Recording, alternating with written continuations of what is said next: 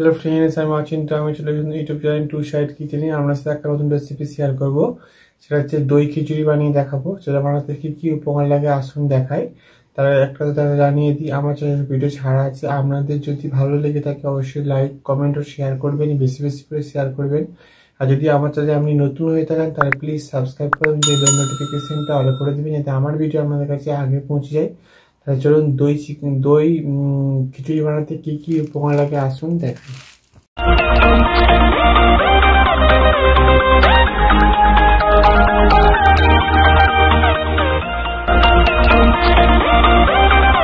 খিচুড়ি বানাতে কি কি উপকরণ লাগে আসুন তাহলে দেখিয়ে দিই। এখানে আমি এক বাটি 200 গ্রামের মতো চাল ভিজিয়ে রেখেছি। এখানে আমি 200 গ্রামের মুসুর ডাল ধুয়ে ভালো করে নিয়ে নিয়েছি। এখানে আমি গরম মশলা নিয়েছি পরিমাণ মতো, সর্ষের তেল নিয়েছি পরিমাণ মতো।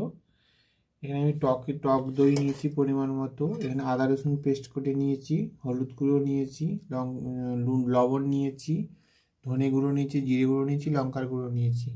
এখানে আমি 4টে পেঁয়াজ লম্বা লম্বা করে কেটে নিয়েছি। এখানে আমি 2টো বড় সাইজের আলু 4 ফালি করে নিয়ে নিয়েছি। এখানে আমি একটা বড় সাইজের টমেটো নিয়ে নিয়েছি, পরিমাণ মতো ধনে পাতা নিয়েছি, 4টে কাঁচা লঙ্কা চিড়ে নিয়েছি।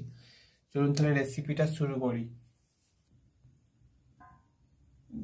গ্যাসটা জ্বালে আমি হাঁড়িটা বসিয়ে দিয়েছি। আমি হাঁড়িতে আজকে খিচুড়িটা বানাবো, সেই জন্য হাঁড়িটা বসিয়ে দিয়েছি। এর মধ্যে এবার পরিমাণ মতো তেল দিয়ে দেবো। এবার কাঁচা লঙ্কা 4টে চিড়ে গেছে আমি এটা দিয়ে দেবো। ভালো করে নেড়ে নেবো। ডালটা দিয়ে দেবো। ডালটা দিয়ে হালকা করে নেড়ে নেবো। ডালটা একটু নেড়ে নিয়েছি, এবার আমি চালটা দিয়ে দেবো। চালটা দিচ্ছি। এবার আলুগুলো দিয়ে আমি কেটে রেখেছিলাম 4 ফালিগুলো ওটা দিয়ে দেবো। ভালো করে নেড়ে চেড়ে নেব।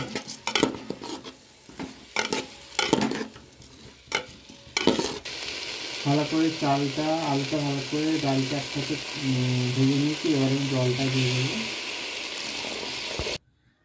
জল দিয়ে দিয়েছি আমি। এটা এবার 15-20 মিনিট ভালো করে একটু সেদ্ধ করে নেব। ডালটা একসাথে, আলুটা ভালো করে চাল আলু একসাথে দিয়েছিলাম, সেটা সেদ্ধ হয়ে গেছে। এটা এবার নামিয়ে রেখে দেবো। গ্যাসটা যদি কড়াটা বসিয়ে দিয়েছি, কড়াটা গরম হয়ে গেছে। এর মধ্যে তেল দিয়ে দেবো। তেলটা গরম হয়ে গেছে, এর মধ্যে পেঁয়াজ কুচিগুলো দিয়ে দেবো, লবণ দিয়ে দেবো। ভালো করে নিয়ে লাল লাল করে ভেজে নেব।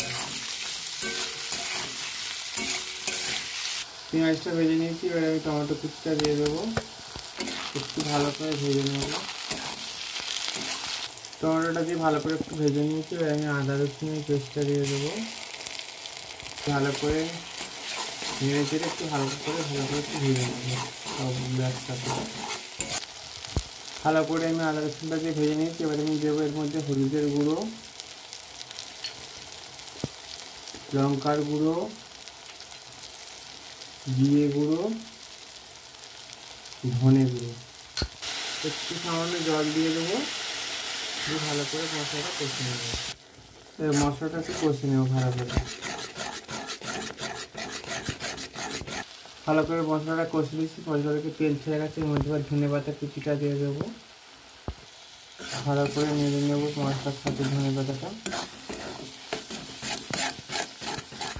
মশলাটা করে নিচ্ছি। এটা আমি এবার নামিয়ে খিচুড়িতে ঢেলে দেবো। এবার খিচুড়িতে দিয়ে দেবো মশলাটা দিয়ে দিচ্ছি। এবার ভালো করে ঘেঁটে দেবো।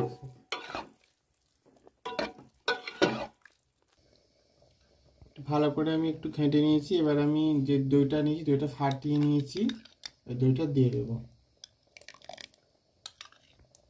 এবার আমি দইটা দিয়েছি, পুরোটা ভালো করে ঘেঁটে নেব।